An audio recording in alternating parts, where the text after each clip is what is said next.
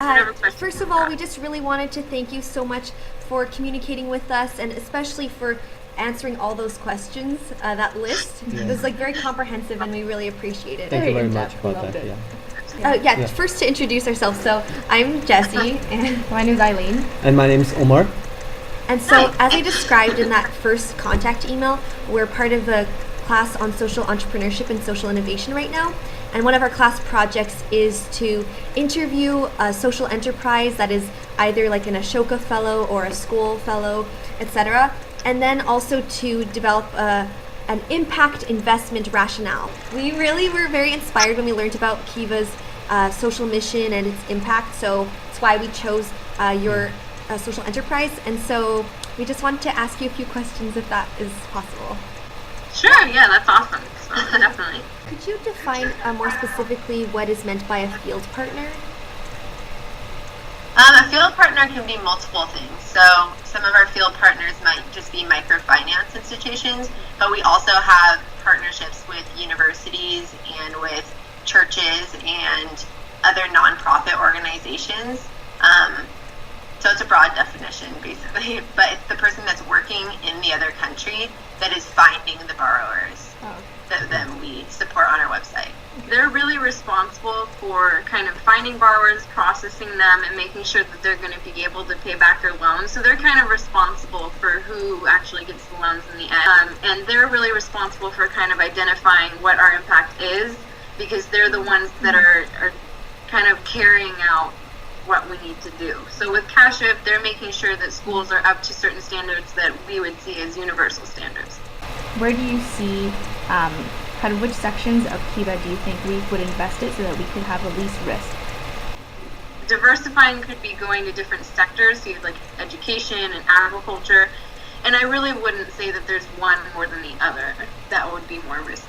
And it also depends on like repayment information. Some of them are longer loans, like education loans usually take longer to get repaid, so it depends on whether you're looking to get a quick repayment or not.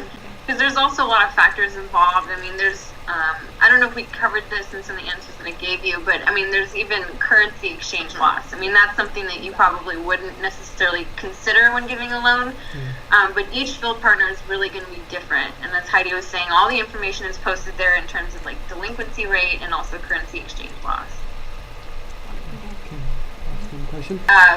Well, loans towards women is incredibly popular in Kiva. In fact, most of those loans get funded much faster than if there's a male involved. And then Agriculture loans as well. Yeah. And just in general, the trend is that African loans just get funded a lot quicker. Which is why we have a lot of our field partners located throughout the African continent. And why do you think that is? I feel like it could be a complex answer just of who the lenders are and like what people in their mind define poverty as. I think that that's just maybe to a lot of people the popular image, which is unfortunate because poverty can be anywhere, but I just, for whatever reason, that's... So let's say if, the majority of the American population or people who are more likely to lend to Kiva are already thinking of poverty in terms of the African continent, does Kiva do anything to kind of capitalize on that and encourage that?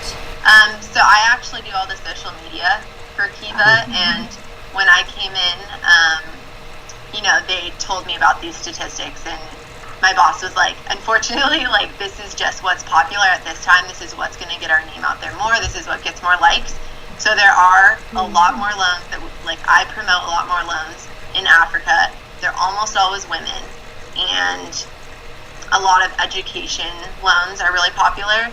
So what is popular is what we usually like to promote on social media. And every now and again, I'll try something out just to see how, the public reacts, but it just stays the same. Like, what's popular has been popular, So I saw that there are different timelines, so expiration dates for giving amount of money, like difference in the loan amounts versus the difference in time. And also that does, for example, like agricultural loans, because it's really like seasonal. I mean, you're obviously going to have certain harvest months and you're going to have dormant months as well. So those loans tend to be a little bit longer because we're trying to be conscious of what people can do. And Kiva is really big on patience with borrowers. So whereas like bigger organizations are going to be like, no, you need to pay back now, we tend to be a little bit more flexible. So we understand that some people are going to need longer time periods than others. Do the conflict zones, are they reflected in like being higher risk investments? Or do No. you, no?